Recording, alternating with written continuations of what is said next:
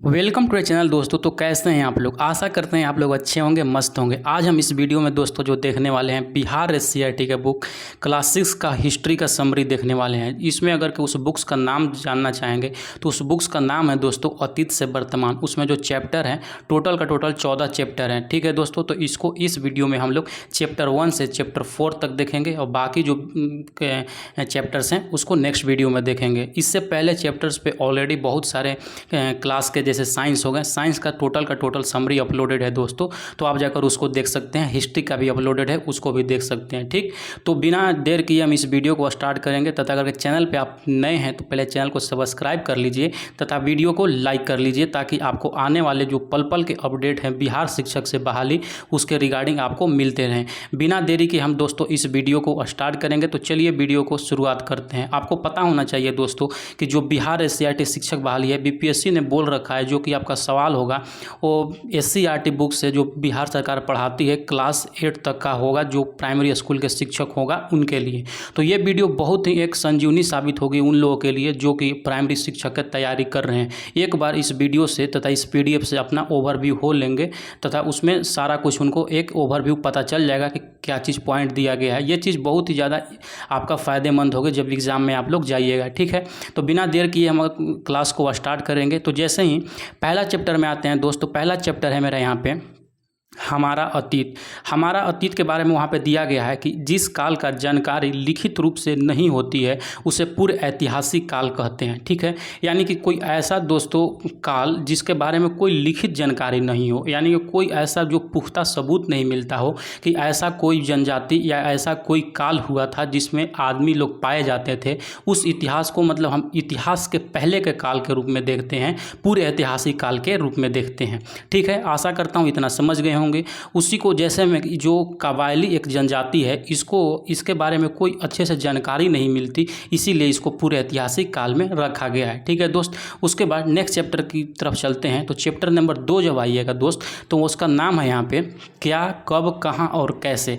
इसमें जो भी इम्पोर्टेंट पॉइंट है मैं यहाँ पे दे दिया हूँ, ताकि आपका जो भी एग्जाम से रिलेटेड पॉइंट हो अच्छे से क्लियर हो जाए। जैसे कि इतिहास को दोस्त 3 कालखंडों में विभाजित किया गया है। पहला जो काल होगा प्राचीन, मध्य और आधुनिक। प्राचीन काल में जैसे कि हम लोग हड़प्पा सभ्यता के बारे में पढ़ते हैं, मध्यकाल में जैसे कि बाबर वगैरह जो हो गए मुगलिया संतुलन के बारे में पढ़ते हैं, और आधुनिक मॉडर्न में जैसे जब महात्मा गांधी वगैरह आते हैं तो उसमें पढ़ते हैं। उसके बाद एक यहाँ पे पॉइंट दिया गया है दोस्त को उपनिवेशवाद किसको बोलते हैं। तो इसके अंतर्गत क्या होता है दोस्त, कोई भी एक जो ताकतवर देश हो किसी दूसरे देश को उस पर कब्जा करके उसका आर्थिक रूप से शोषण करता है। जैसे कि एग्जाम्पल ले भारत का, भारत 1947 से पहले जो मेरा ब्रिटेन है, ब्रिटेन का उपनिवेशवाद था, यानी कि वो भारत को इकोनॉमिकली वो कमज़ोर करता था, शोषण करता है। आशा करता हूँ इतना आप लोग समझ गए होंगे। वीडियो को आगे बढ़ने से पहले दोस्तों एक अनाउंसमेंट है आपके बारे में, ताकि आपको इस बारे में जानकारी होना चाहिए। अगर कि आप चाहते हैं दोस्त कि आप बिना किसी के हेल्प से अच्छे से तैयारी खुद से कर लें, तो आपके लिए एक बहुत बेहतरीन अपॉर्चुनिटी लेकर आए हैं दोस्त हम। जैसे कि यहाँ पे देख सकते हैं, मैं आपके लिए एक पूरा का पूरा पीआरटी जो बीपीएससी का है उसका सिलेक्शन का किट बना दिया हूँ। जो भी उसका सिलेबस है दोस्तों उसको एकदम अच्छे से मैं आपको सजा कर दे दिया हूँ, ताकि आप कम समय में इसको क्लियर कर लें। इसमें क्या विशेषताएँ होंगी दोस्तों, जैसे कि यहाँ पे कंटेंट में देख सकते हैं। कंटेंट जो होगी उसमें जितने भी बिहार एससीईआरटी का बुक होगा दोस्तों, क्लास 5 से लेकर क्लास 8 तक का समरी होगा, जैसे में जिसमें साइंस होंगे, आर्ट्स होंगे। ठीक, उसके बाद जितने भी बीपीएससी के प्रीवियस ईयर क्वेश्चन है दोस्तों उसको मैं चैप्टर वाइज करके आपको दूंगा। ठीक है, तो उसमें कोई दिक्कत नहीं होगा। एक बार आप अच्छे से कर लीजिएगा तो आपके चांसेस ज़्यादा हो जाएंगे आपके सिलेक्शन से। उसके बाद जितने भी बीपीएससी ने बिहार स्पेशल से सवाल पूछ रखे हैं दोस्त, उसका मैंने क्वेश्चन पीडीएफ मैं आपको दूंगा। उसके बाद उसी तरह जो मैथ जितने भी सवाल पूछे जा चुके हैं उसका पीडीएफ दूंगा। उसके बाद 500 जो मोस्ट इंपॉर्टेंट करेंट अफेयर होंगे 2022-23 के लिए मैं उसको दूंगा। तो अगर कि आप इसको लेना चाहते हैं तो आपसे निवेदन है कि ये 10 जुलाई से पहले आप इसको अवेल कर लें, अन्यथा था उसका प्राइस बढ़ जाएगा। ये सारा चीज़ आपको अभी मिल रहा है 299 में, उसके बाद इसका प्राइस हो जाएगा 399। इसमें जो सबसे इंपॉर्टेंट है दोस्तों आपका ये बुक समरी है, इसको आपको अच्छे ढंग से करना होगा। बहुत सारे सवाल आपको देखने के मिलेंगे पेपर में, ठीक। कोई भी जानकारी हो तो यहाँ पे आप दिए गए नंबर पे कॉल कर ले सकते हैं। ये भी जो आप PDF देख रहे हैं इसी का एक भाग है हिस्ट्री का, आप इससे भी अंदाज़ा लगा सकते हैं कि मेरा कंटेंट का वैल्यू क्या है, ठीक है। आशा करता हूँ आप लोग समझ गए हो। बिना देर किए अब अपने वीडियो की तरफ चलते हैं, मेरा वीडियो में जो भी आप चल रहा है। तो नेक्स्ट पॉइंट यहाँ पे दोस्त दिया गया है, जैसे कि आप लोग देख सकते हैं यहाँ पे उपनिवेशवाद तो हम लोग देख लिए। उसके बाद जो यहाँ पे पॉइंट दिया गया है दोस्तों, प्राचीन काल की पुस्तकें, धार्मिक विचार, मान्यताएं, औषधियों तथा विज्ञान आदि पर लेख जो लिखा रहता है उसको हम लोग पांडुलिपि कहते हैं, ठीक है। जैसे कि ये जो लेख लिखे होते हैं दोस्तों भोजपत्र पर, ताड़पत्र पर आदि ऐसे पर लिखे रहते हैं, तो इन सब पर जो चीज़ लिखे रहते हैं उसको पांडुलिपि कहते हैं, आप लोग याद रखिएगा। उसके बाद एक और पॉइंट वहाँ पे दिया गया है कि खुदाबख्श लाइब्रेरी कहाँ है, तो खुदाबख्श लाइब्रेरी याद रखिएगा पटना में स्थित है। उसके बाद नेक्स्ट पॉइंट है यहाँ पे डॉक्टर स्पूनर जो हैं पटना के जो थे, पटना के कुम्हरार नामक स्थान पर खुदाई करवाए थे, उनके द्वारा चंद्रगुप्त मौर्य के राजमहल के स्तंभ निकाले गए हैं, मतलब निकाले हैं, मिले हैं। तो आप इसको भी पॉइंट को याद रख सकते हैं, हो सकता है कि आपके BPSC एग्जाम में पूछा जा सकता है। उसी प्रकार नेक्स्ट सवाल की तरफ नेक्स्ट मतलब यहाँ पे मेरा टॉपिक की तरफ आते हैं। तो जैसे कि यहाँ पे देख सकते हैं सिक्कों का अध्ययन क्या कहलाता है, न्यूमिस्मैटिक कहलाता है, यानी कि मुद्रा शास्त्र कहलाता है। उसके बाद का पॉइंट है दोस्त कि खुदाई में मिले वस्तुओं के समय का निर्धारण के लिए कार्बन 14 का प्रयोग किया जाता है। तो एक आता है कार्बन 14 और एक आता है यूरेनियम कार्बन डेटिंग का प्रयोग आता है दोस्तों, तो उसको भी आप लोग याद रखिएगा। इसमें जो खुदाई के मिले वस्तुओं के लिए हम लोग कार्बन 14 का यूज करते हैं। नेक्स्ट सवाल की तरफ अगर चलते हैं तो नेक्स्ट सवाल यहाँ पे जो तिथियाँ होती हैं दोस्तों, तिथियों का निर्धारण ईसा मसीह के जन्म से किया जाता है। आपको पता होना चाहिए पहले जो था जब ईसा मसीह के जन्म नहीं हुआ था, ईसा के जन्म को 0 माना जाता है। उससे पहले का जो चीज़ है उसको BC बोलते हैं, यानी कि ईसा पूर्व उसको बोलते हैं।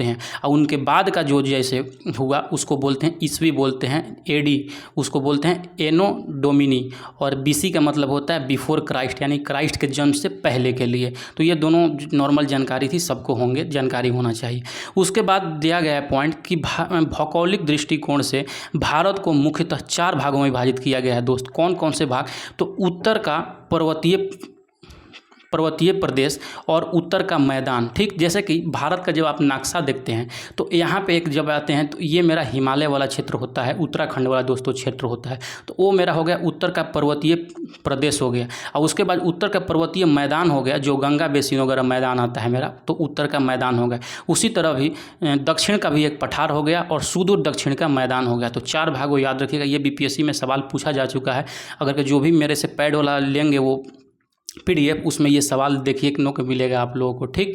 नेक्स्ट सवाल की तरफ बढ़ेंगे तो नेक्स्ट मतलब पॉइंट की तरफ बढ़ेंगे दोस्तों। नेक्स्ट पॉइंट है मेरा जो खैबर पास था, खैबर धारा था, वो भारत और अफगानिस्तान के बीच में था। इधर से भी आदमी का आवाजाही था प्राचीन काल में। उसके बाद लगभग 2500 ईसा पूर्व में सिंधु नदी के किनारे नगरीय सभ्यता का विकास हुआ, ठीक दोस्तों। और जो सबसे इम्पोर्टेंट ये है कोल्डिहवा एवं चोपानी मांडो में सबसे पहले चावल यानी कि धान उगाया गया था। आप लोग याद रखिएगा, ये सवाल बहुत देखने को मिलता है कि सबसे पहले चावल के साक्ष्य मिला कहाँ था या धान कहाँ उगाया गया था, वो उगाया था मैं कोल्डिहवा में। उसके बाद नेक्स्ट पॉइंट है यहाँ पे इंडिया शब्द जिसको इंडस बोलते से निकलता है, ठीक। इंडिया जो शब्द है इंडस से निकलता है क्योंकि इसका मतलब होता है सिंधु, ठीक।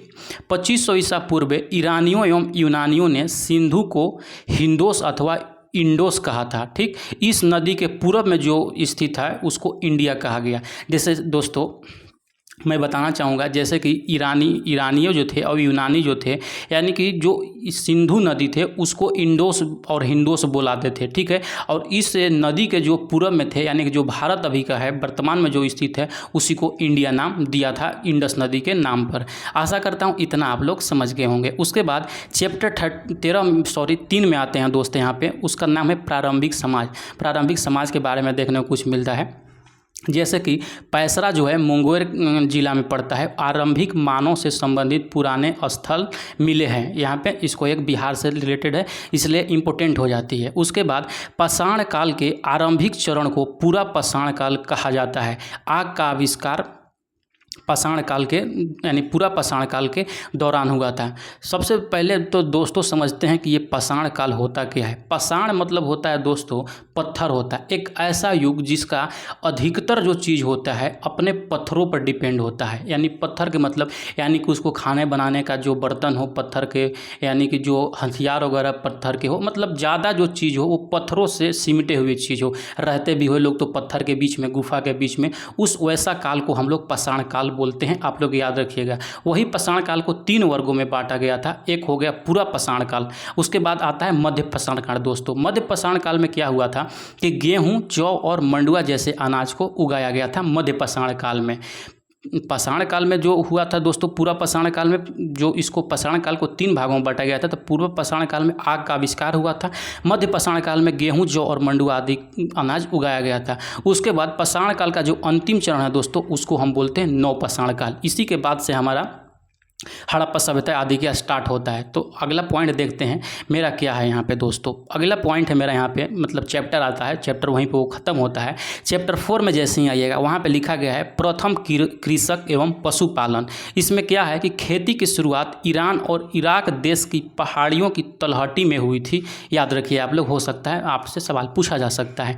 अपने देश में जो खेती की सबसे पहले शुरुआत होती है दोस्तों, वो पश्चिमोत्तर में हुई थी। पश्चिमोत्तर मतलब वही कुछ राजस्थान के हिस्से आ गए। उसमें कोई एग्जैक्ट राज्य का नाम नहीं पता है, बस डायरेक्ट पता है कि पश्चिमोत्तर में भारत में सबसे पहले कृषि की शुरुआत हुआ था। उसी तरह अगर के आगे में हम चलते हैं दोस्तों, पॉइंट है मेरा प्राचीन काल में जो थे दोस्तों, तो पुरुष और महिलाएं दोनों थे। तो जो महिलाओं के कार्य थे वो जंगल से खाना बटोरने का काम थे दोस्तों, यानी कि जो प्लांटेड फूड थे उसको उनको कलेक्ट करने का काम महिलाओं का था।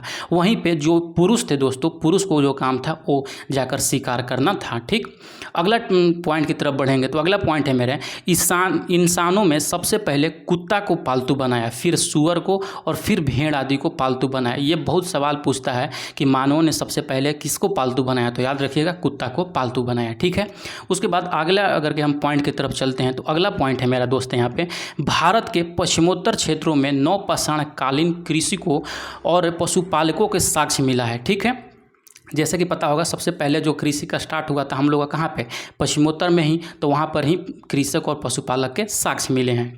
उसके बाद बिहार के मुंगेर, चिरांदे और झारखंड के बहुत सारे क्षेत्र में नवपाषाण कालीन स्थल का खोज हुआ है, यानी कि मिला है। आपको मुंगेर का और चिरांद का हमेशा बिहार में जब भी सवाल एनसीएंट से पूछता है तो ये दोनों के बारे में पूछा जाता है, याद रखिएगा। जो मेहरगढ़ था दोस्तों, वर्तमान में पाकिस्तान में है, वो स्थान है जहाँ से सबसे पहले गेहूँ, जौ उगाने का एवं पशुपालन का साक्ष्य मिला था। दोस्त आप लोग याद रखिएगा, सबसे पहले अगर पूछा जाएगा, ये सवाल इंपॉर्टेंट पूछा जाता है कि सबसे पहले गेहूं का साक्ष्य कहाँ मिला था, तो वो मिला था मेहरगढ़ पाकिस्तान में। यहाँ पे मृतकों को दफनाने का भी साक्ष्य मिला है, ये भी याद रखिएगा। ठीक दोस्तों, तो नेक्स्ट पॉइंट की तरफ अगर के हम लोग बढ़ते हैं तो नेक्स्ट पॉइंट यहाँ पे है, तो वहाँ पे एक मतलब वर्ड यूज हुआ है दोस्तों, अस्तर यूज हुआ है।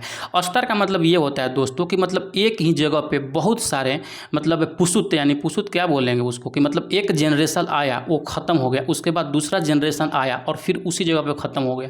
इसको अस्तर वाइज हम कहते हैं, यानी कि एक स्तर का ख़त्म होना, वहीं पे दूसरे स्तर का समाप्त हो जाना। इस तरह से भी मतलब जब खोज हो रहे थे तो मिले गए हैं। तो यहाँ पर जैसे कि देख सकते हैं, खुदाई में कई अस्त्रों को मिलने से तात्पर्य है कि वह एक एक कर कई संस्कृतियाँ उदित हुई तथा वहाँ पर समाप्त हुई। ठीक है, चिरांद में वैसे ही यहाँ पे 3 स्तर मिले हैं दोस्तों, जो छपरा बिहार में है, यहाँ पे 3 स्तर मिले हैं तथा पत्थर के औराज और हिरण के सींग के बने औजार मिले हैं। यह याद रखिएगा, हिरण के सींग बने, ये भी सवाल पूछा जा सकता है कि हिरण के सींग जो बने औजार हैं वो बिहार के कहाँ पे पाषाणकालिक जगह पे मिला है, तो वो मिला है चिरांद में, याद रखिएगा दोस्तों। ठीक, उसके बाद नवपाषाण काल के लोक जीवन अस्थाई और सभ्य बना था। इससे पहले का जो था दोस्तों, वो हमेशा इधर उधर लोग भटकते रहते थे, लेकिन नवपाषाण काल का जो सबसे लास्ट वाला ये है नवपाषाण काल, इसमें जो जीवन अस्थाई हुआ तथा थोड़ा कुछ सभ्य हुआ। उसके बाद इस चैप्टर में, चैप्टर नंबर 4 में अगर देखिएगा तो कुछ यहाँ पे MCQs दिए गए हैं, यानी कि वहाँ पे जैसे कि 4-5 क्वेश्चन चैप्टर में दिए रहते हैं,